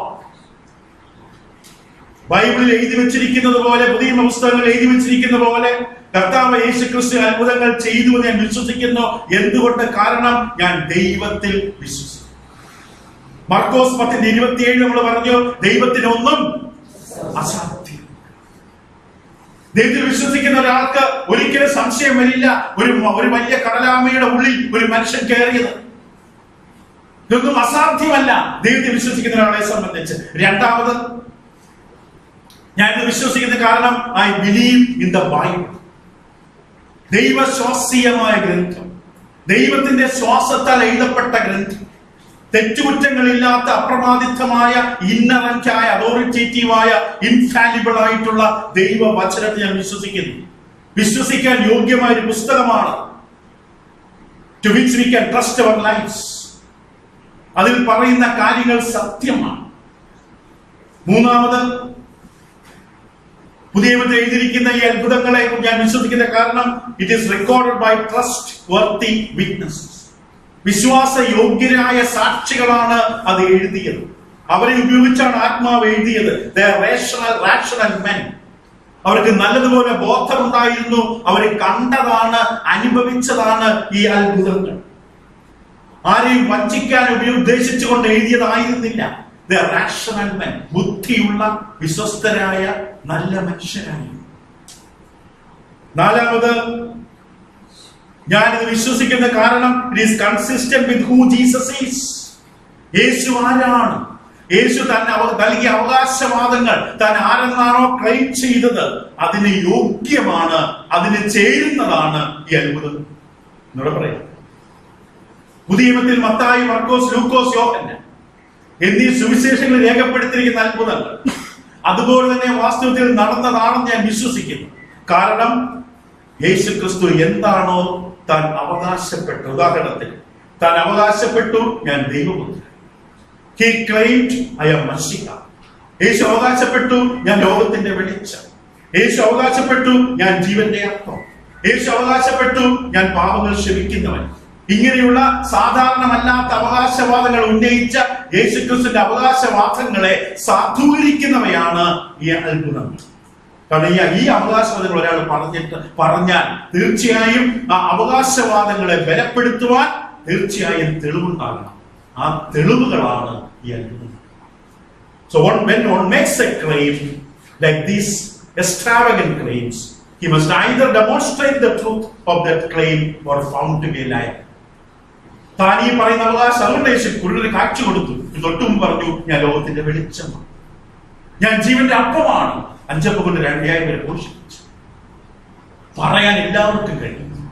പറഞ്ഞത് തന്റെ ലൈഫുമായിട്ട് കൺസിസ്റ്റന്റ് ആണ്. അടുത്തത് 4ാമത് നമ്മൾ കണ്ടു, because there is no way to explain Jesus and his influence apart from the miracles. കർത്താവ് യേശുക്രിസ്തുവിന്റെ ശക്തിയും സ്വാധീനവും ഏറ്റവും നന്നായി തെളിയിക്കുന്നതിന് ഈ അത്ഭുതങ്ങൾ തീർച്ചയായിട്ടും അത്യാവശ്യമായി. There is no way to explain Jesus and his influence apart from the miracles. ഈ അത്ഭുതങ്ങളിലൂടെയാണ് യേശുവിനെ നമ്മൾ വ്യക്തമായി കാണുന്നത്. ആരാണ്? ചില മനുഷ്യർ, ചില തിയോളജിക്കൽ സ്റ്റുഡൻസ് ശ്രമിച്ചു നോക്കിയിട്ടുണ്ട് പുതിയ നിയമത്തിൽ നിന്ന് അത്ഭുതങ്ങൾ അടങ്ങുന്ന ഭാഗങ്ങൾ എടുത്തു മാറ്റാൻ. പക്ഷേ ഉള്ളി തൊളിച്ചതുപോലെയായി ഉള്ളി തൊളിച്ച് വന്നപ്പോൾ അകത്തൊന്നുമില്ല. They try to peel the onion. എന്നുപോലെ യേശുവിന്റെ അത്ഭുതങ്ങളെ എടുത്തു മാറ്റിയാൽ പിന്നെ ഒന്നുമില്ല. Next, why I believe that Jesus' miracles were really happened as they are recorded in the gospel account, because not even Jesus' enemies could deny that he performed miracles. യേശുവിന് വിരോധമായി നിന്ന ശത്രുക്കളായ പരീശന്മാർ, ശാസ്ത്രിമാർ തുടങ്ങിയ ജനക്കൂട്ടത്തിലെ പലർക്കും, പക്ഷെ ഇവരാരും എന്ത് നിഷേധിച്ചില്ല? യേശു അത്ഭുതം ചെയ്തു. മർക്കോസ് 2:10-11 പക്ഷപാതക്കാരനെ ഇറക്കി വെക്കുമ്പോൾ മർക്കോസ് 2:10-11 വാക്യങ്ങൾ യോഹന്നാൻ 9:16 ഒരാൾക്ക് വായിക്കാം, യോഹന്നാൻ 11:47 ഒരാൾക്ക് വായിക്കാം. എന്നാൽ ഭൂമിയിൽ പാപങ്ങളെ മോചിപ്പാൻ മനുഷ്യപുത്രൻ അധികാരമുണ്ട് എന്ന് നിങ്ങൾ അറിയേണ്ടതിന് അവൻ പക്ഷപാതക്കാരനോട് എഴുന്നേറ്റ് കിടക്കയെടുത്ത് വീട്ടിലേക്ക് പോവുക എന്ന് ഞാൻ എന്നോട് പറയുന്നു. അവിടെ ശാസ്ത്രിമാരും പരീശന്മാരും യേശുവിനെ കുറിച്ച് പരിശോധിക്കാൻ കൂടിയിരിക്കുന്നു. ഇവർക്ക് ആർക്കും നിഷേധിക്കാൻ പറ്റി. യോഹന്നാൻ 9:16 ഒരാൾക്ക് എടുക്കാം, യോഹന്നാൻ 11:47 ഒരാൾക്ക് എടുത്ത് വായിക്കാം. ഉറക്കെ വായിച്ചാലേ മനസ്സിലാവുകയുള്ളൂ. മഹാപുരോഹിതന്മാരും സംഘം കൂടി നാം എന്ത് ചെയ്യേണ്ടു? ഈ മനുഷ്യൻ വളരെ അടയാളങ്ങൾ ചെയ്യുന്നു. ഈ മനുഷ്യൻ വളരെ they cannot deny. മനുഷ്യനെ കബളിപ്പിച്ചെന്നല്ല, മോബ് സൈക്കോളജി, ജനക്കൂട്ടത്തെ വഞ്ചിക്കുന്നതല്ല. ഈ മനുഷ്യൻ വളരെ വലിയ കാര്യങ്ങൾ ചെയ്തു. യോഹന്നാൻ 11:47 ലാസറിന്റെ ഉയർപ്പിന് ശേഷം. യോഹന്നാൻ 11:47 യോഹന്നാൻ 9:16 പരീശന്മാരിൽ ചിലർ ഈ മനുഷ്യൻ ശബത്ത് പ്രമാണിക്കായകൊണ്ട് ദൈവത്തിന്റെ അടുക്കൽ നിന്ന് വന്നവനല്ല എന്ന് പറഞ്ഞു. മറ്റു ചിലർ പാപിയായ ഒരു മനുഷ്യൻ ഇങ്ങനെയുള്ള അടയാളങ്ങൾ ചെയ്യുവാൻ എങ്ങനെ കഴിയുമെന്ന് പറഞ്ഞു. പരീശന്മാർ പോലും യേശു ചെയ്തില്ല, ഈ കുരുടന് കാഴ്ച കൊടുത്തില്ല, അത് വെറുതെ തോന്നിയതാണെന്ന് പറഞ്ഞില്ല. അതിനു പകരം യേശുവിനെ കളിയാക്കാനാണ് ശ്രമിച്ചത്. They cannot even deny the miracles. പ്രവർത്തികൾ 2:22 വാക്യം നമ്മൾ കണ്ടു. Acts chapter 2:22 പെന്തിക്കോസ്ത് നാളിൽ കൂടി വന്ന യഹൂദ ജനത്തിന്റെ നടുവില് കർത്താവ് യേശുവിനെ ദൈവത്തിൽ നിന്ന് അംഗീകരിക്കാൻ പരാജയപ്പെട്ട, അവർ കാതോർത്തിരുന്ന മച്ചികയാണ് ഈ നസ്രായനായ യേശു എന്ന് കാണുവാൻ പരാജയപ്പെട്ട യഹൂദന്മാരുടെ നടുവില് ദൈവാത്മാവ് കടന്നു വന്ന ശേഷം അപ്പോസ്തലന്മാർ ഒരുമിച്ച് നിന്ന് 11 പേർ മുമ്പിൽ പത്രോസ് നിന്ന് പ്രസംഗിക്കുമ്പോൾ പറഞ്ഞു, ഇസ്രായേൽ പുരുഷന്മാരെ, ഈ വചനം കേട്ടുകൊള്ളുവീൻ. നിങ്ങൾ തന്നെ അറിയുമ്പോൾ it's a famous thing around your place. ഗ്രാമങ്ങളാണ്, നമ്മുടെ സിറ്റി ലൈഫ് അല്ല. ഗ്രാമത്തിൽ നടക്കുന്ന വളരെ പരസ്യമാണ്. ചർച്ചകൾ നമ്മൾ നേരത്തെ വായിച്ച വാക്യങ്ങളില് ആ ദേശങ്ങളിൽ വന്ന് സകല ദീനക്കാരെ സുഖപ്പെടുത്തി. എല്ലാ വീട്ടിലും ഒരു രോഗിയെങ്കിലും ഉണ്ടാകും. അതൊരു ചർച്ചയാകാണ്. ബന്ധുക്കളുടെ കൂട്ടത്തിലെങ്കിലും ഉണ്ടാകും. തീർച്ചയായും കർത്താവ് നാട്ടിൽ നടത്തിയ ശുശ്രൂഷകൾ ഒരു ചർച്ച തന്നെയാണ്. The people were crowded following him like anything. ആ നാട്ടിൽ മുഴുവൻ അറിയാം. അതുകൊണ്ട് യേശു നമ്മള് മർക്കോസ് 2 പഠിച്ചപ്പോ കഫർനഹൂമിൽ 2ാമത് വന്നപ്പോൾ ദേശം മുഴുവൻ വീട്ടിൽ വന്ന് കൂടിയത്. ഇവിടെ പെന്തക്കോസ്ത് ആളുകൾ പത്രോസ് പ്രസംഗിക്കാൻ പറഞ്ഞു, നിങ്ങൾ തന്നെ അറിയും പോലെ മതി. It's famous. Nobody denied the miracles. And last, why I believe that these miracles were authentic? Because even today we cannot explain them away. ഇന്നും നമുക്ക് നിഷേധിക്കാൻ പറ്റില്ല. കർത്താവ് ചെയ്ത അത്ഭുതങ്ങൾ, ആ വീര്യപ്രവർത്തികൾ ഇന്നും ആർക്കും വിശ്വസിക്കാൻ പറ്റില്ല. ചിലർ പറയുമല്ലോ യേശു അത്ഭുതങ്ങൾ ചെയ്തു, ചിലർ തോന്നിയതാണ്. ശീമോൻ, ആഭിജാക്കാരന്റെ ശീമോനെ കുറിച്ച് പറയുന്ന പോലെ യേശു ജനങ്ങളെ വഞ്ചിക്കുകയായിരുന്നു, മഹാനാകാൻ നടിക്കുകയായിരുന്നു. എന്തൊക്കെ ചിലർ പറഞ്ഞ് കളിയാക്കാറുണ്ട്. ഇത് വെറും സൈക്കോസൊമാറ്റിക് ഡിസീസുകളായിരുന്നു.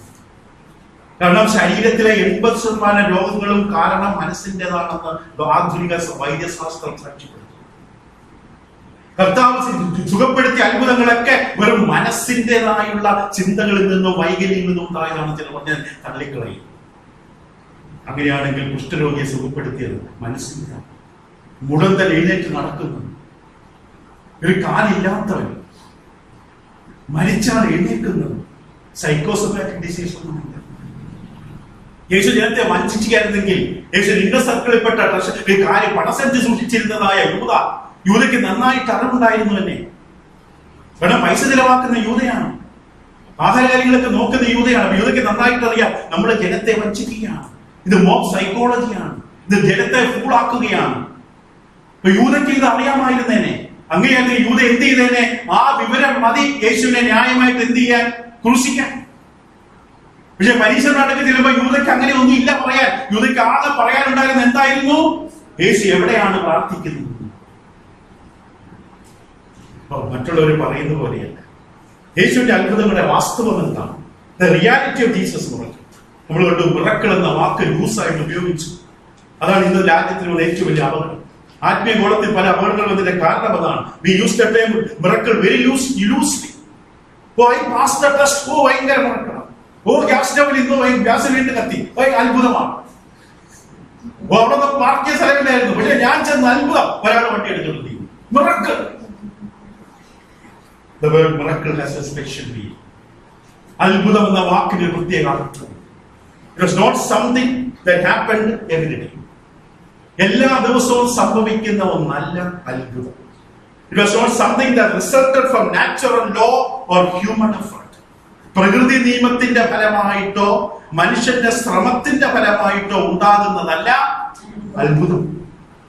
It was supernatural. അത് അമാനുഷികമാണ്. എന്നുവെച്ചാൽ കുറച്ചു നേരത്തെ ദൈവം പ്രകൃതിയുടെ നിയമങ്ങളെ അങ്ങോട്ട് മാറ്റി.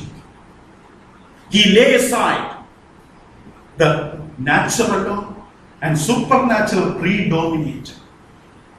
അമാനുഷികമായ പ്രകൃത്യതീതമായ ആ ശക്തിയുടെ പ്രവർത്തിക്കും. ഒരു പെൺകുട്ടി താനെ ഗർഭം ധരിക്കും.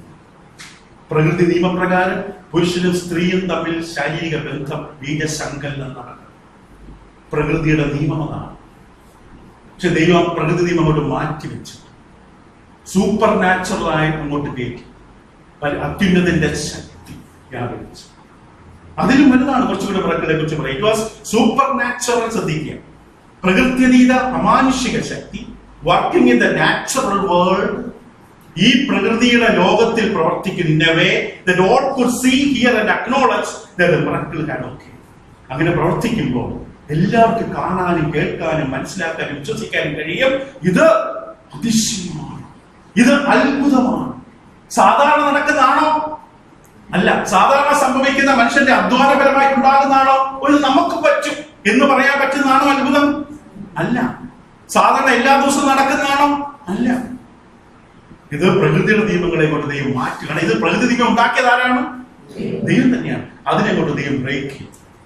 വെള്ളത്തിൽ നടന്നാൽ മുങ്ങുമെന്നുള്ള നിയമം ഉണ്ടാക്കിയ ദൈവമാണ്. ഗുരുത്വാകർഷണ നിയമം ഉണ്ടാക്കിയ ദൈവമാണ്. ആ പേര് ലോകം പിന്നീട് വിളിച്ചത്. ഏതിന്റെ പേര് വേറെയാണ്. ആ ദൈവം മാറ്റി വെച്ചിട്ട് വെള്ളത്തിന്റെ വീടിൽ നിന്നാണ്. സോ യേശുവിന്റെ അത്ഭുതപ്പെട്ടത് ഞാൻ അവസാനിപ്പിക്കട്ടെ.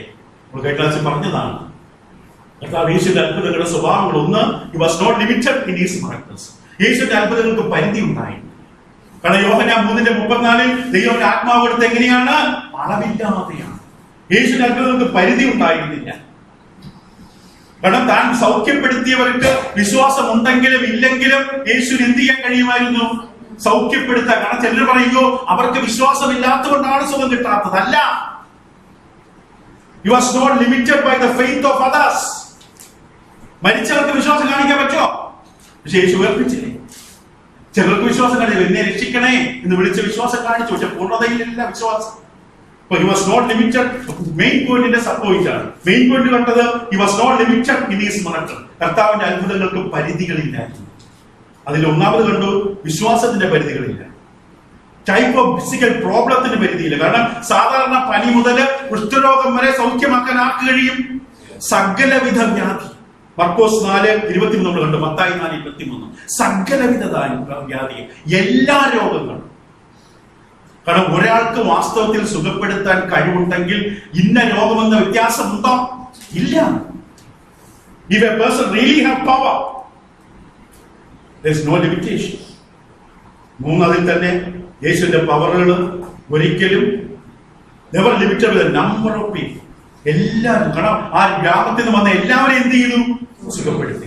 നോ ഫെയിലിയർ, ഒരു പരാജയം ഉണ്ടായിരുന്നില്ല. മത്തായി 4:24, മത്തായി 8:16, ലൂക്കോസ് 4:40. മത്തായി 4:24, ലൂക്കോസ് 4:40, മത്തായി 8:16. രണ്ടാമതായിട്ട് ഈ ഹീലിംഗ് വാസ് സർട്ടൻ ക്യാരക്ടേഴ്സ് ഉണ്ട്. ഒന്ന് ഇമ്മീഡിയറ്റ്, 3 വാക്കുകൾ ഓർത്താൽ മതി. യേശുവിന്റെ സൗഖ്യങ്ങളൊക്കെ തൽക്ഷണം. സുഖമാകട്ടെന്ന് പറഞ്ഞാൽ ഉടൻ സുഖമാണ്, കംപ്ലീറ്റ്, പൂർണ്ണം. തേർഡ്, കൺവിൻസിങ്, ആൾക്കാർക്ക് ഒരു സംശയം ഉണ്ടാകില്ല. 3 കാര്യങ്ങൾ യേശുവിന്റെ അത്ഭുത പ്രവർത്തികൾ ഹീലിംഗില്. ഒന്ന് ഇമ്മീഡിയറ്റ്, തൽക്ഷണം. മത്തായി 8:3 തുടങ്ങിയ അനേക വാക്യങ്ങൾ. യേശുവിന്റെ എല്ലാ അത്ഭുതങ്ങളും വായിച്ചു നോക്കിയാൽ മതി. തൽക്ഷണം. 2, കംപ്ലീറ്റ്, പാർഷ്യൽ അല്ല, ഗ്രാജുവൽ അല്ല, അല്പമല്ല. പത്രോസിന്റെ അമ്മായിയമ്മ സുഖപ്പെടുത്തി കഴിഞ്ഞാൽ ഉടൻ ചാടി എഴുതിട്ട് അടുക്കളയിൽ പോയി പണി തുടങ്ങി. പത്രോസിന്റെ അമ്മായിയമ്മ കംപ്ലീറ്റ് ആണ്. 3, കൺവിൻസിങ്, വിശ്വാസയോഗ്യമാണ്, ആർക്ക് സംശയം തോന്നില്ല. ഏറ്റവും പ്രധാനമായി പറഞ്ഞു നിർത്തട്ടെ, യേശുവിന്റെ അത്ഭുതങ്ങളുടെ പ്രധാനപ്പെട്ട ഉദ്ദേശം പ്രൈമർലി സ്പിരിച്വൽ. കർത്താവ് യേശു ചെയ്ത സകല അത്ഭുത വീരപ്രവർത്തികളുടെ പ്രഥമവും ഏറ്റവും പ്രാധാന്യമുള്ള തന്റെ ഉദ്ദേശം ആത്മീയമാണ്, സ്പിരിച്വലാണ്. കർത്താവിന്റെ ഉദ്ദേശം വേദന ശമിപ്പിക്കുക, not to relieve suffer. Christ, കർത്താവ് യേശു ക്രിസ്തു ദൈവോത്തരൻ ഭൂമിയിൽ ഇറങ്ങി വന്നു. ഈ അത്ഭുത പരമ്പരകൾ ഭൂമിയിൽ അവതരിക്കും. നമ്മൾ കണ്ടു. ആ ചട്ടക്കൂടി ഈ പെട്ടിക്കകത്തേക്ക് ഇറങ്ങി വന്നിട്ട് പറഞ്ഞു, ഇതല്ല മക്കളെ, ഇതല്ല വാസ്തവം, ഇത് മായയാണ്, മറ്റൊന്നുണ്ട്. ഞാൻ അവിടെ നിന്ന് വന്നത്, അവിടേക്ക് പോയ വഴി ഞാൻ അപ്പോൾ തുറക്കുകയാണ്. നിങ്ങൾക്ക് അവിടേക്ക് വരാൻ കഴിയും. എന്നിൽ ആശ്രയിക്ക്, ഞാനാണ് ആ വഴി. ഞാൻ അവിടെ ഭവനമുരുക്കി കാത്തിരിക്കാം. കം. അതാണ് ദൈവത്തിന്റെ ഉദ്ദേശം. ലൂക്കോസ് 4:43 പറയുന്നത് വായിക്കാം. His purpose was to save souls, not to relieve suffering. ആത്മാക്കളെ നേടുക എന്നുള്ളതാണ് കർത്താവിന്റെ പ്രഥമ ഉദ്ദേശം, വേദന ശമിപ്പിക്കുകയല്ല. He did not say that he was sent to heal. ലൂക്കോസ് 4:43, ലൂക്കോസ് 19:10 വേറെ ആൾക്കെടുക്കാം. പ്രഭാതമായപ്പോൾ അവൻ പുറപ്പെട്ട് ഒരു വിജന സ്ഥലത്തേക്ക് പോയി. ജനങ്ങൾ അവനെ അന്വേഷിച്ചു അവന്റെ അടുത്ത് വന്നു. തങ്ങളെ വിട്ടു പോകാതിരിക്കാൻ അവനെ നിർബന്ധിച്ചു. അവൻ അവരോട്, ഞാൻ മറ്റുള്ള പട്ടണങ്ങളിലും ദൈവരാജ്യം സുവിശേഷിക്കേണ്ടതിന് ഇതിനായിട്ടല്ലോ എന്നെ അയച്ചിരിക്കുന്നത്. വളരെ ക്ലിയർ ആണ് കർത്താവിന്റെ purpose. I came for that. ഞാൻ അതിനുവേണ്ടിയാണ് വന്നത് എന്ന് യേശു വ്യക്തമായി പറഞ്ഞു. ലൂക്കോസ് 19:10 യേശു നന്നായി വ്യക്തമായി തന്നെ പറഞ്ഞു, he was sent not to heal but rather sent to preach so that people might be saved. കാണാതെ പോയതിനെ തിരഞ്ഞ് രക്ഷിപ്പാൻ, അത് പ്രസംഗിക്കാനാണ് ഞാൻ വന്നത്, സുഖപ്പെടുത്താനല്ല. was not came to heal. പക്ഷെ അതിന്റെ അർത്ഥം തന്റെ കൺമുമ്പിൽ കാണുന്ന മനുഷ്യ ജീവിതങ്ങൾ തടയുമ്പോൾ, രോഗത്താൽ ബാധിതമാകുമ്പോൾ, നെടുവീർപ്പെടുമ്പോൾ, കൈയില്ലാതെ കാലില്ലാതെ കാഴ്ചയില്ലാതെ രോഗസൗഖ്യമില്ലാതെ സമൂഹത്തിൽ രോഗത്തിൽ ഭ്രഷ്ട് കൽപ്പിക്കപ്പെട്ട പ്രവർത്തനത്തിൽ കളയുമ്പോൾ, ഇത് കണ്ടിട്ട് കണ്ണടച്ച് നടന്ന ആളല്ല കർത്താവ്. That does not mean that Jesus is unmoved by human suffering. മനുഷ്യരുടെ വേദനകൾ കണ്ടിട്ട് കണ്ണടച്ചു പോയ ആളല്ല. ദൈവത്തിന് മനുഷ്യരുടെ സഹതാപത്തിന്റെ പ്രദർശനമായിരുന്നു ഇത്. എന്ത്? ഈ സൗഖ്യം. ഈ സൗഖ്യം പ്രാപിച്ച എല്ലാവരും യേശുവിനെ രക്ഷകനായിട്ട് അംഗീകരിച്ചു. പാപമോചനത്തിനായി യേശുവിനെ സ്വീകരിച്ചോ? ഇല്ല. പക്ഷെ അനുഗ്രഹങ്ങൾ വന്നു. 10 കുഷ്ഠരോഗികളിൽ 9 പേരും എന്ത് ചെയ്തു? യേശുവിനെ തിരിച്ചു വന്നോ? ഇല്ല. യേശു അവരെ സൗഖ്യപ്പെടുത്തി. യേശുവിന് അറിയാമോ ഈ 9 പേര് വരില്ല എന്ന്?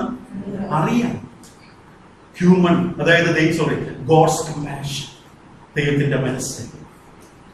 കർത്താവിന്റെ ഏറ്റവും വലിയ ഉദ്ദേശം അതുകൊണ്ടാണ് പക്ഷപാതക്കാരനോട്, തന്റെ മുമ്പിൽ ഇറക്കി വെച്ച മനുഷ്യരോട് പറഞ്ഞത്. ആദ്യം പറഞ്ഞ എന്താണ്? നിന്റെ പാപങ്ങൾ. ഒരു വാക്യമായിട്ട് അവസാനിപ്പിക്കട്ടെ. ഇവിടെ തീരുന്നില്ല വിഷയം, അത്ഭുതം എന്ന വിഷയം തീരുന്നില്ല, അവിടെ തീർക്കുകയാണ്. പക്ഷേ സമയം പരിമിതി കാരണം ലൂക്കോസ് 14:31 പറഞ്ഞിട്ട് വായിക്കാം. യേശുവിന്റെ അത്ഭുതങ്ങൾ ഇന്നും നമ്മുടെ ജീവിതത്തിൽ എഴുതി വെച്ചിരിക്കുന്നു. ദൈവം ചെയ്യുന്ന അത്ഭുതങ്ങൾ, ദൈവം ഭൂമിയിലേക്ക് ഇറങ്ങി വന്നത്, താൽക്കാലിക ലോകത്തിന് നടുവിലേക്ക് ഇറങ്ങി വന്ന നിത്യനായ ദൈവം തന്റെ സാന്നിധ്യ ഉദ്ദേശം വെളിപ്പെടുത്തിക്കൊണ്ട് തന്റെ അത്ഭുത പരമ്പരകൾ നടത്തി തെരഞ്ഞെടുത്ത വിശ്വസ്തരായ സാക്ഷികളാൽ എന്ത് ചെയ്തു? എഴുതി വെച്ചു. നിങ്ങളും ഞാൻ ആ എഴുതി വെച്ചിരിക്കുന്ന സാക്ഷ്യങ്ങൾ വായിക്കുകയും ആ വചനങ്ങളിലൂടെയാണ് നമുക്ക് എന്തുണ്ടാകുന്നത്?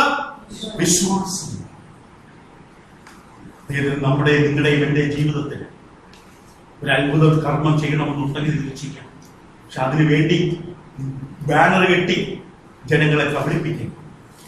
ഇന്ന് ലോകത്തിൽ ഒരിടത്തും കർത്താവ് യേശുക്രിസ്തു ഭൂമിയിൽ വന്നപ്പോൾ ചെയ്തതുപോലെയുള്ള കൺവിൻസിംഗ് ആയിട്ടുള്ള ഒരു അത്ഭുതം ഈ ഭൂമിയിൽ ഈ നിമിഷം വരെ നടന്നിട്ടില്ല.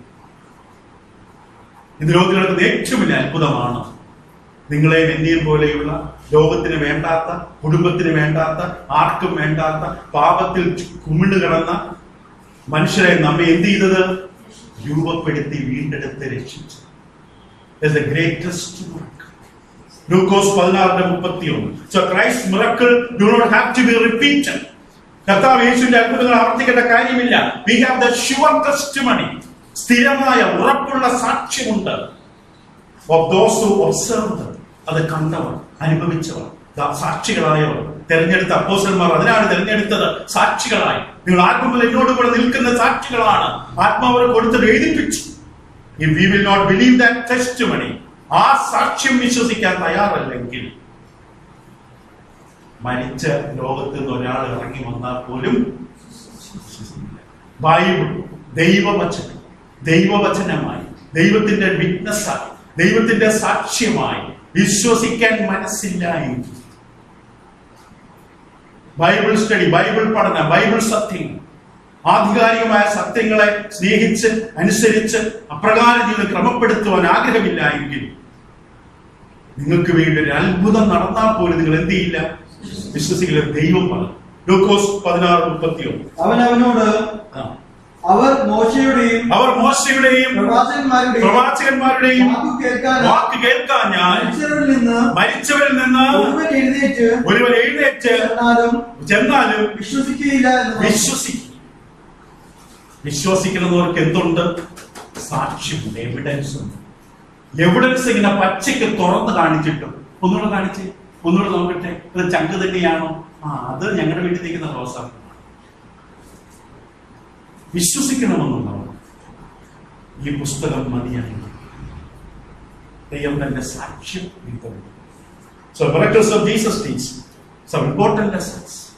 ഒന്നുകൂടെ കാണുന്നു, ദൈവം ഇന്നും നമ്മുടെ വേദനകളോട് സഹതപിക്കുന്നു. ഇന്ന് നമ്മുടെ കഷ്ടതകളോട് സഹതപിക്കുന്നു.